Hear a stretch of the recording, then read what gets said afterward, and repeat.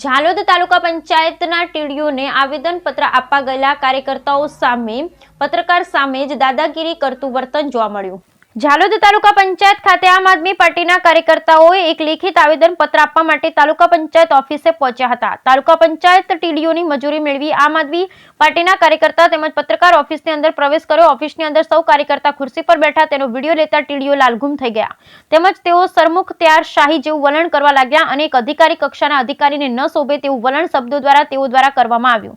સરકાર આજે અધિકારીઓને પ્રજાના મિત્ર સમજી દરેક અધિકારીની સાથે કામગીરી કરવા માટે માર્ગદર્શન આપે છે, પણ અહીં જોતા તો એવું કે અહીં તો રાજાશાહી કે લોકશાહી નથી। એક અધિકારી વ્યક્તિ અરજી આપવા આવેલ વ્યક્તિઓ જોડે પત્રકાર સામે ઉગ્ર ભાષાનો ઉપયોગ કરી વાતો કરતા હોય તો એક બે વ્યક્તિ કે સામાન્ય વ્યક્તિની રજૂઆત ક્યાં સાંભળતા હશે?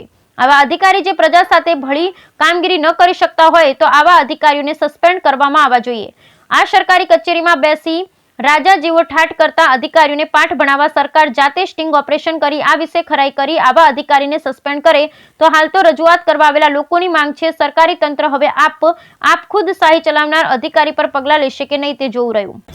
આજે અમે આમ આદમી પાર્ટી દ્વારા જે આ ભ્રષ્ટાચારને લઈને રજૂઆત કરવા માટે આવ્યા ત્યાં જ્યારે જે તે જવાબદાર અધિકારી તાલુકા વિકાસ અધિકારી દ્વારા આજે કેટલાક આમ જનતાને સાથે ગેરવર્તણૂક કરતા અમને દેખાઈ આવ્યા।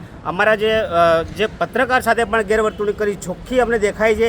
આજે અમે જનતાના પ્રશ્નો લઈને એક પ્રતિનિધિ તરીકે અમે એક અવાજ ઉઠાવવા માટે આવતા હોય ત્યારે આ જે તે ઓફિસના જવાબદારી અધિકારી આવું જે વર્તન કરતા હોય ત્યારે આમ જનતા કોના ભરોસે આ જે અધિકારીઓને આવી તાત્કાલિક ધોરણે આગળ કાર્યવાહી કરવા અથવા તો એકથી જલ્દી બદલી કરવામાં આવે એવી આશા રાખી રહ્યા છીએ।